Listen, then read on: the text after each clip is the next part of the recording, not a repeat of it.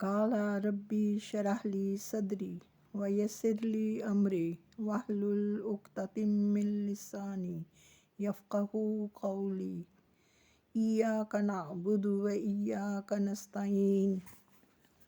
آج میں آپ کو عرب کا محل وقوع اور وہاں کی قوموں کے بارے میں تھوڑی سی روشنی ڈالوں گی۔ سیرت نبوی در حقیقت اس پیغام ربانی کے عملی پرتو سے عبارت ہے جسے رسول اللہ صلی اللہ علیہ وآلہ وسلم نے انسانی جمعیت کے سامنے پیش کیا تھا، اور جس کے ذریعے انسان کو تاریکیوں سے نکال کر روشنی میں اور بندوں کی بندگی سے نکال کر خدا کی بندگی میں داخل کر دیا تھا۔ چونکہ اس سیرت طیبہ کی مکمل صورت گری ممکن نہیں جب تک کہ اس پیغام ربانی کے نزول سے پہلے کے حالات اور بعد کے حالات کا تقابل نہ کیا جائے، اس لیے اصل بحث سے پہلے پیش نظر باب میں اسلام سے پہلے کی عرب اقوام اور ان کے نشو و نما کی کیفیت بیان کرتے ہوئے ان حالات کا خاکہ پیش کر رہی ہوں جن میں رسول اللہ صلی اللہ علیہ وآلہ وسلم کی بعثت ہوئی تھی۔ عرب کا محل وقوع لفظ عرب کے لغوی معنی ہے صحرا اور بے آب و گیا زمین۔ عہد قدیم سے یہ لفظ جزیرہ نماء عرب اور اس میں بسنے والی قوموں پر بولا گیا ہے۔ عرب کے مغرب میں بحر احمر اور جزیرہ نماء سینا ہے۔ مشرق میں خلیج عرب اور جنوبی عراق کا ایک بڑا حصہ ہے۔ جنوب میں بحر عرب ہے جو در حقیقت بحر ہند کا پھیلاؤ ہے۔ شمال میں ملک شام اور کسی قدر شمالی عراق ہے۔ ان میں سے بعض سرحدوں کے متعلق اختلاف بھی ہے۔ کل رقبے کا اندازہ 10 لاکھ سے 13 لاکھ مربع میل تک کیا گیا ہے۔ جزیرہ نماء عرب طبعی اور جغرافیائی حیثیت سے بڑی اہمیت رکھتا ہے۔ اندرونی طور پر یہ ہر چہار جانب سے صحرا اور ریگستان سے گھرا ہوا ہے، جس کی بدولت یہ ایسا محفوظ قلعہ بن گیا ہے کہ بیرونی قوموں کے لیے اس پر قبضہ کرنا اور اپنا اثر و نفوذ پھیلانا سخت مشکل ہے۔ یہی وجہ ہے کہ قلب جزیرۃ العرب کے باشندے عہد قدیم سے اپنے جملہ معاملات میں مکمل طور پر آزاد و خود مختار نظر آتے ہیں، حالانکہ یہ ایسی دو عظیم طاقتوں کے ہمسایہ تھے کہ اگر یہ ٹھوس قدرتی رکاوٹ نہ ہوتی تو ان کے حملے روک لینا باشندگان عرب کے بس کی بات نہ تھی۔ بیرونی طور پر جزیرہ نماء عرب پرانی دنیا کے تمام معلوم براعظموں کے بیچوں بیچ واقع ہے، اور خشکی اور سمندر دونوں راستوں سے اس کے ساتھ جڑا ہوا ہے۔ اس کا شمال مغربی گوشہ براعظم افریقہ میں داخلے کا دروازہ ہے، شمال مشرقی گوشہ یورپ کی کنجی ہے، مشرقی گوشہ ایران، وسط ایشیا اور مشرق بعید کے دروازے کھولتا ہے اور ہندوستان اور چین تک پہنچاتا ہے۔ اسی طرح ہر براعظم سمندر کے راستے بھی جزیرہ نماء عرب سے جڑا ہوا ہے اور ان کے جہاز عرب بندرگاہوں پر براہ راست لنگر انداز ہوتے ہیں۔ اس جغرافیائی محل وقوع کی وجہ سے جزیرۃ العرب کے شمال اور جنوبی گوشے مختلف قوموں کی ہماج گاہ اور تجارت و ثقافت اور فنون و مذاہب کے لین دین کا مرکز رہ چکے ہیں۔ مورخین نے نسلی اعتبار سے عرب اقوام کی 3 قسمیں قرار دی ہیں: عرب بعیدہ، عرب عاربہ اور عرب مستعاربہ۔ آج میں آپ کو عرب مستعاربہ کے بارے میں بتاؤں گی۔ عرب مستعاربہ ان کے جد اعلیٰ سیدنا ابراہیم علیہ السلام اصطلاحاً عراق کے ایک شہر اوز کے باشندے تھے۔ یہ شہر دریائے فرات کے مغربی ساحل پر کوفے کے قریب واقع تھا۔ اس کی کھدائی کے دوران جو کتبات برآمد ہوئے ہیں ان سے اس شہر کے متعلق بہت سی تفصیلات منظر عام پر آئی ہیں، اور حضرت ابراہیم علیہ السلام کے خاندان کی بعض تفصیلات اور باشندگان ملک کے دینی اور اجتماعی حالات سے بھی پردہ ہٹا ہے۔ یہ معلوم ہے کہ حضرت ابراہیم علیہ السلام یہاں سے ہجرت کر کے شہر حران تشریف لے گئے تھے اور پھر وہاں سے فلسطین جا کر اسی ملک کو اپنی پیغمبرانہ سرگرمیوں کا مرکز بنا لیا تھا، اور دعوت و تبلیغ کے لیے یہیں سے اندرون و بیرون ملک مصروف تگ و تاز رہا کرتے تھے۔ ایک بار آپ مصر تشریف لے گئے۔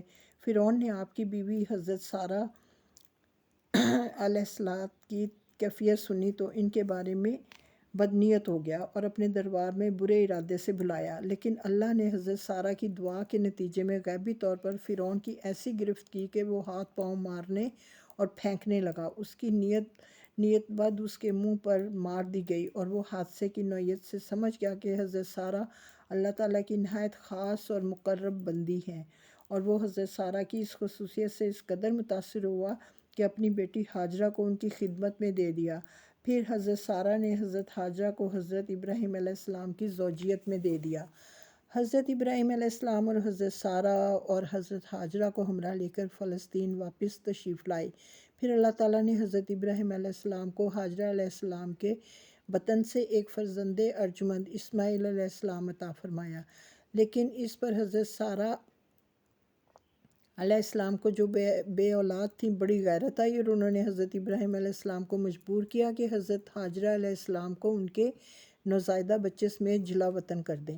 حالات نے ایسا رخ اختیار کیا کہ انہیں حضرت سارہ علیہ السلام کی بات ماننی پڑی، اور وہ حضرت ہاجرہ علیہ السلام اور حضرت اسماعیل علیہ السلام کو ہمراہ لے کر حجاز تشریف لے گئے اور وہاں ایک بے آب و گیاہ وادی میں بیت اللہ شریف کے قریب ٹھہرا دیا۔ اس وقت بیت اللہ شریف نہ تھا، صرف ٹیلے کی طرح ابھری ہوئی زمین تھی۔ سیلاب آتا تھا تو دائیں بائیں سے کترا کر نکل جاتا تھا۔ وہیں مسجد حرام کے بلائی حصے میں زمزم کے پاس ایک بہت بڑا درخت تھا۔ آپ نے اسی درخت کے پاس حضرت ہاجرہ اور حضرت اسماعیل علیہ السلام کو چھوڑا تھا۔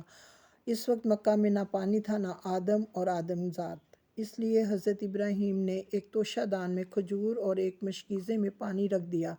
اس کے بعد فلسطین واپس چلے گئے، لیکن چند ہی دن میں کھجور اور پانی ختم ہو گیا اور سخت مشکل پیش آئی، مگر اس مشکل وقت پر اللہ کے فضل سے زمزم کا چشمہ پھوٹ پڑا اور ایک عرصہ تک کے لیے سامان رزق اور متاع حیات بن گیا۔ کچھ عرصے بعد یمن سے ایک قبیلہ آیا جسے تاریخ میں جرہم ثانی کہا جاتا ہے۔ یہ قبیلہ اسماعیل علیہ السلام کی ماں سے اجازت لے کے مکہ میں ٹھہر گیا۔ کہا جاتا ہے کہ یہ قبیلہ پہلے مکہ کے گرد و پیش کی وادیوں میں سکونت پذیر تھا۔ صحیح بخاری میں اتنی صراحت موجود ہے کہ رہائش کی غرض سے یہ لوگ مکہ میں حضرت اسماعیل علیہ السلام کی آمد کے بعد اور ان کے جوان ہونے سے پہلے وارد ہوئے تھے، لیکن اس وادی میں ان کا گزر اس سے پہلے بھی ہوا کرتا تھا۔ حضرت ابراہیم علیہ السلام اپنے متروکات کی نگہداشت کے لیے وقتاً فوقتاً مکہ تشریف لایا کرتے تھے، لیکن یہ معلوم نہ ہو سکا کہ اس طرح ان کی آمد کتنی بار ہوئی۔ البتہ تاریخی ماخذ میں 4 بار ان کی آمد کی تفصیل محفوظ ہے، جو یہ ہے: قرآن مجید میں بیان کیا گیا کہ اللہ تعالیٰ نے حضرت ابراہیم علیہ السلام کو خواب میں دکھلایا کہ وہ اپنے صاحبزادے حضرت اسماعیل علیہ السلام کو ذبح کر رہے ہیں۔ یہ خواب ایک طرح کا حکم الہی تھا، اور باپ بیٹے دونوں اس حکم الہی کی تعمیل کے لیے تیار ہو گئے، اور جب دونوں نے سر تسلیم خم کر دیا اور باپ نے بیٹے کو پیشانی کے بل لٹا دیا تو اللہ نے پکارا: اے ابراہیم، تم نے خواب کو سچ کر دکھایا، ہم نیکوکاروں کو اسی طرح بدلہ دیتے ہیں۔ یقیناً یہ کھلی ہوئی آزمائش تھی، اور اللہ نے انہیں فدیے میں ایک عظیم ذبیح عطا فرمایا۔ مجموعہ بائبل کی کتاب پیدائش میں مذکور ہے کہ حضرت اسماعیل علیہ السلام حضرت اسحاق علیہ السلام سے 13 سال بڑے تھے، اور قرآن کا سیاق بتلاتا ہے کہ یہ واقعہ حضرت اسحاق علیہ السلام کی پیدائش سے پہلے پیش آیا تھا، کیونکہ پورا واقعہ بیان کر چکنے کے بعد حضرت اسحاق علیہ السلام کی پیدائش کی بشارت کا ذکر ہے۔ اس واقعے سے ثابت ہوتا ہے کہ حضرت اسماعیل علیہ السلام کے جوان ہونے سے پہلے کم از کم ایک بار حضرت ابراہیم علیہ السلام نے مکہ کا سفر ضرور کیا تھا۔ بقیہ 3 سفروں کی تفصیل صحیح بخاری کی ایک طویل روایت میں ہے، جو ابن عباس رضی اللہ عنہ سے مرفوعاً مروی ہے۔ اس کا خلاصہ یہ ہے کہ حضرت اسماعیل علیہ السلام جب جوان ہو گئے، جرہم سے عربی سیکھ لی اور ان کی نگاہوں میں جچنے لگے، تو ان لوگوں نے اپنے خاندان کی خاتون سے آپ علیہ السلام کی شادی کر دی۔ اسی دوران حضرت ہاجرہ علیہ السلام کا انتقال ہو گیا، اور ادھر حضرت ابراہیم علیہ السلام کو خیال ہوا کہ اپنا ترکہ دیکھنا چاہیے، چنانچہ وہ مکہ تشریف لے گئے، لیکن جب اسماعیل علیہ السلام سے ملاقات نہ ہوئی، بہو سے حالات دریافت کیے، اس نے تنگ دستی کی شکایت کی۔ آپ علیہ السلام نے وصیت کی کہ اسماعیل علیہ السلام آئے تو کہنا اپنے دروازے کی چوکھٹ بدل دیں۔ اس وصیت کا مطلب حضرت اسماعیل علیہ السلام سمجھ گئے، بیوی کو طلاق دے دی اور ایک دوسری عورت سے شادی کر لی، جو جرہم کے سردار مزاز بن عمرو کی صاحبزادی تھی۔ اس دوسری شادی کے بعد ایک بار پھر حضرت ابراہیم علیہ السلام مکہ تشریف لے گئے، مگر اس دفعہ بھی حضرت اسماعیل علیہ السلام سے ملاقات نہ ہوئی۔ بہو سے احوال دریافت کیے تو اس نے اللہ کی حمد و ثنا کی۔ آپ نے وصیت کی کہ اسماعیل علیہ السلام اپنے دروازے کی چوکھٹ برقرار رکھے اور وہ فلسطین واپس ہو گئے۔ اس کے بعد پھر تشریف لائے تو اسماعیل علیہ السلام زمزم کے قریب درخت کے نیچے تیر گھڑ رہے تھے۔ دیکھتے ہی لپک پڑے اور وہی کیا جو ایسے موقع پر ایک باپ اپنے بیٹے کے ساتھ اور بیٹا باپ کے ساتھ کرتا ہے۔ یہ ملاقات اتنے طویل عرصے کے بعد ہوئی تھی کہ ایک نرم دل اور شفیق باپ اپنے بیٹے سے اور ایک اطاعت شعار بیٹا اپنے باپ سے بمشکل ہی اتنی لمبی جدائی برداشت کر سکتا ہے۔ اسی دفعہ دونوں نے مل کر خانہ کعبہ تعمیر کیا، بنیاد کھود کر دیواریں اٹھائیں اور ابراہیم علیہ السلام نے ساری دنیا کے لوگوں کو حج کے لیے آواز دی۔ اللہ تعالیٰ نے مزاج کی صاحبزادی سے اسماعیل علیہ السلام کو 12 بیٹے عطا فرمائے، جن کے نام یہ ہیں: نابت یا نبایوت، کدار، ادبائل، مبشام، مشماہ، دومہ، ہیشا، حدد، تیمہ، یتور، نفیس، کیدمان۔ ان 12 بیٹوں سے 12 قبیلے وجود میں آئے اور سب نے مکہ ہی میں بود و باش اختیار کی۔ ان کی معیشت کا دار و مدار زیادہ تر یمن اور مصر اور شام کی تجارت پر تھا۔ بعد میں یہ قبائل جزیرۃ العرب کے مختلف اطراف میں بلکہ بیرون عرب بھی پھیل گئے اور ان کے حالات زمانے کی دبیز تاریکیوں میں دب کر رہ گئے۔ صرف نابت اور کدار کی اولاد اس گمنامی سے مستثنیٰ ہے۔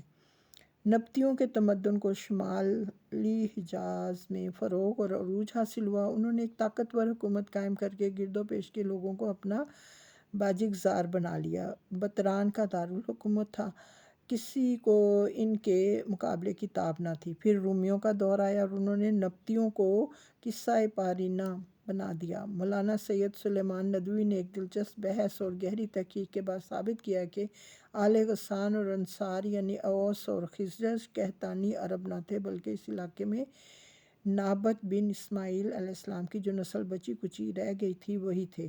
کدار بن اسماعیل کی نسل مکہ ہی میں پھلتی پھولتی رہی، یہاں تک کہ عدنان اور پھر ان کے بیٹے معاد کا زمانہ آ گیا۔ عدنانی عرب کا سلسلہ نسب صحیح طور پر یہیں تک محفوظ ہے۔ عدنان نبی صلی اللہ علیہ وسلم کے سلسلہ نسب میں 21ویں پشت پہ پڑتے ہیں۔ بعض روایتوں میں بیان کیا گیا کہ آپ صلی اللہ علیہ وسلم جب اپنا سلسلہ نسب ذکر فرماتے تو عدنان پر پہنچ کر رک جاتے اور آگے نہ بڑھتے۔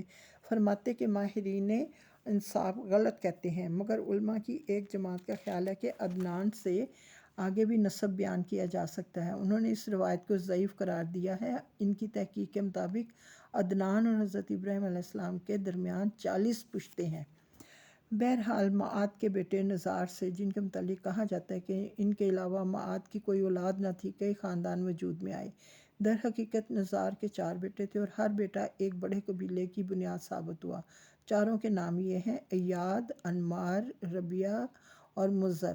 ان میں سے مؤخر الذکر جو 2 قبیلوں کی شاخیں اور شاخوں کی شاخیں بہت زیادہ ہوئیں۔ چنانچہ ربیہ سے اسد بن ربیہ، عنزہ، عبد القیس وائل، بکر، تغلب اور بنو حنیفہ وغیرہ وجود میں آئے۔ مضر کی اولاد 2 بڑے قبیلوں میں تقسیم ہوئی: قیس اعلان بن مضر، الیاس بن مصر، یا قیس اعلان سے بنو سلیم، بنو حوازن، بنو غطفان، غطفان سے ابس، ذبیان، اشجع اور غنی بن اسر کے قبائل وجود میں آئے۔